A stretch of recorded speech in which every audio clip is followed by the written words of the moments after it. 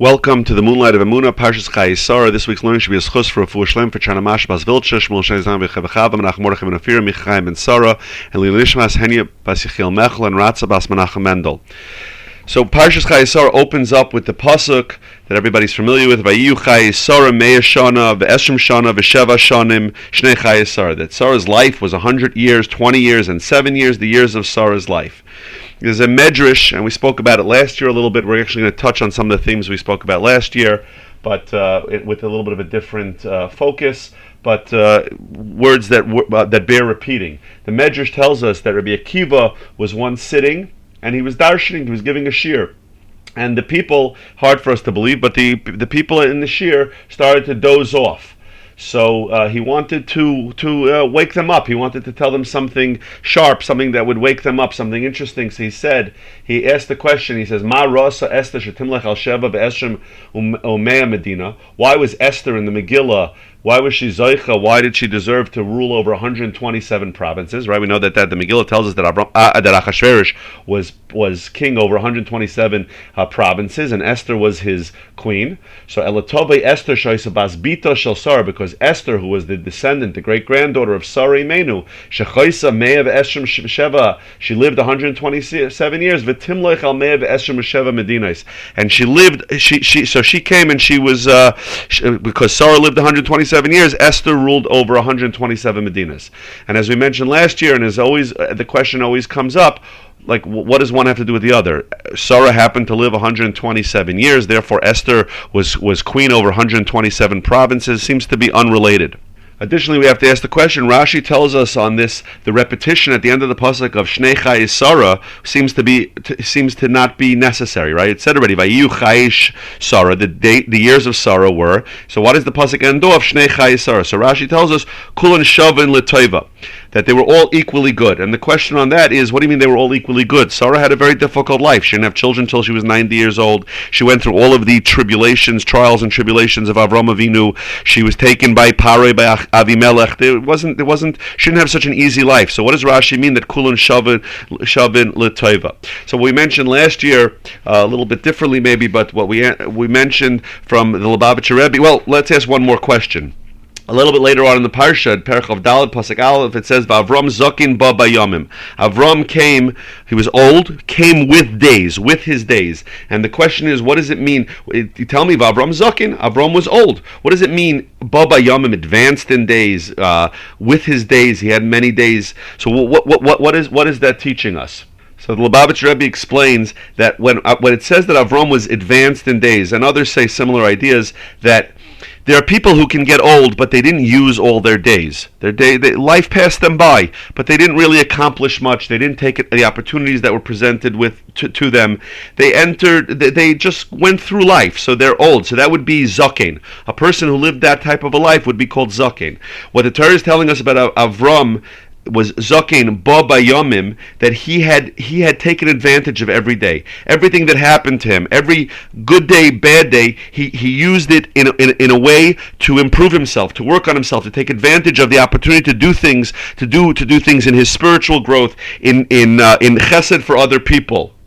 The Zohar says that what it means, Avram Zakin Ba Bayamim, means that Avram, not one day was wasted. When Avram was older, he was able to look back and say every single day he used to its potential. All the opportunities, whether it was a good day, he used it to inspire him to do chesed. If it was a bad day, he took a message from that and he used it also to grow and to do for others. Not one day was wasted. Not one day did Avram could look back at and say, "Oh, that day wasn't worthwhile living." Every single day was something productive that came out of it. Similarly, that's what Rashi means when he says that Sarah, that Kulon Shavin L'Toiva, all of her years, all of her days were good. Means that she even when she was going through difficulties, she used them in a way to work on herself, to take something good out of it. even if it was a day where she was looking at somebody else who was having children and she's wondering, why don't I have children? I'm already 85 years old. I don't have children. But she what she took out of it was, I know that she worked on her Emuna. I know that everything Hashem does, Kol Ma David Rahman L'Tav of it. Everything Hashem does, He does for the best. And therefore she worked on increasing that. And she worked on being cognizant of that. And through the challenges, she grew from that. Everything she did, she increased who she was. She used it as a tool to increase her tzidkas, to make herself a better person, to make herself more involved in more chesed, to make herself more right to be the mother of Klal Yisrael. Sarah's response to a tsar, to some difficulty in her life, was that Hashem wants me to use this as an opportunity to work on my emunah, to know that I'm in His hands, that whatever is happening to me is happening for the best. That's what Sarah worked on her entire life. That 127 years of Sarah, the Rashi says Kulun Shavala Tova, she worked on recognizing that Kol Man Da'avad Rachmana L'Tav Avad, that everything is good, that even if this feels bad right now, there is good that's going to come out of it. It's going to make me a stronger person. It's going to make me a better person.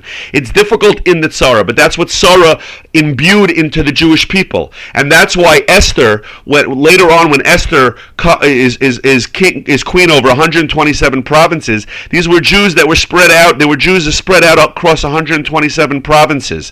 They were spread out all over the world with different cultures and different accents and different ways of doing things. And yet, when it came time that Haman was going to destroy them, they all, as one voice, had what was imbued by Sarah, which was, we have to turn to Hashem. There was a consistency, just like Sarah's 127 years were consistent in that she recognized that every single thing, good or bad, came from Hashem. When Haman's decree was decreed on 127 provinces of Jews spread out all over the world, they all had the same response, a consistency of turning to Hashem, of recognizing this was from Hashem, of figuring out what they can do with this. This is a terrible gzeira against us. What can we do with this? They all answered Mordechai and Esther's call to do tshuva. That was what Sarah put into the Jewish people. And we know that now we're going through a difficult time, and Klal Yisrael is going through a difficult matzav right now with the situation in Eretz Yisrael, and we're spread out all over the world, and all of us have different lives and different skills and different opportunities of how we can help. Some of us can be on the front lines as soldiers, and some of us are very far away from that. But each of us has to think about how would Sarah Imenu have used this? How would she have looked at this? How would Avram Avinu, who ba bayomim, every day is an opportunity. We're watching the news and we're seeing difficult things. What can I do with this? What can I do? How can I make this inspire me to do something better? To do something better in my service of Hashem, to do something better for my fellow Jew. And we spoke the last few weeks a lot about the chesed of Avram and Sarah. I just quote you something that we learned in the Nesiva Shalom Shir on Monday night, which is available on hashivenu.org for anybody who wants to listen to the whole shir. But there's a line here. He quotes from the Kubrina Rebbe, from Moshe of Kubrin, and he says, also written similarly but in the Shla Kodesh. I'll just read you a few words here that he says. He says, Shebachol yom v'yom mechuyev Yehudi lasis ma'aseh chesed. Every single day, a Jew is obligated to do some action of chesed. That he should not let a single day go by without doing a chesed. And listen to these words: a day in which he does not do chesed is not considered a day in his life. That's how Sarah was able. Rashi is able to say that Kulum Shavla Tova. She was able to look back at her life and say there was not one day that went by that I didn't do something productive. Avram Avinu was zakin ba bayomim. Not one day went by that I didn't do something productive, that I didn't do something to advance my mission in this world. And the Rebbe, the Nesiva Shalom, gives some examples. He says it doesn't, chesed, people think, oh, well, I'm not in a position to write a big check, or I'm not in a position to go schlep boxes, or to bring things. Says the Rebbe, you have to think in terms of your position in life and your abilities. He says, you see somebody who's having trouble with his learning, sit down and learn with him for a few minutes. Help him get through his learning. Or you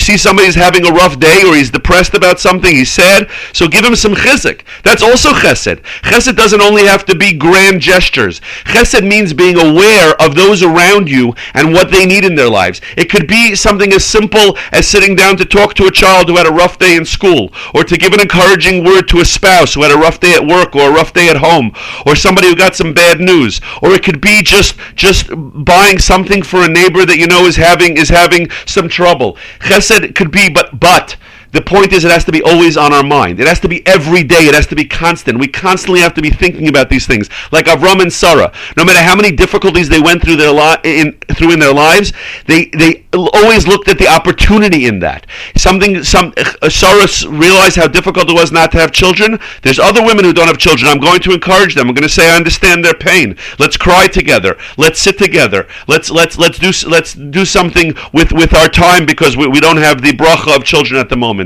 Avram Avinu, who went through all kinds of difficulties, was never sat there saying, "Why me?" or "I'm too depressed to function today." He went out on the third day after his bris milah. He went out to find guests. He was constantly looking for ways to help other people. He took the darkest days of his life and he turned them into light. Every single one of them he turned into light, and Sarah turned into light, because they had this attitude that a day can't go by where I don't do something productive. And the Rabbi goes on to explain that when we do chesed, we bring down so much chesed into this world. That's what Hashem wants to see. We know that Hashem acts as the shadow of the Jewish people. The more chesed we do, and the more thoughtful we are of this, and the more we think of Kol Man Da'av Rachman L'Tav of it, that everything Hashem does is for the best, the more chesed that Hashem puts into this world.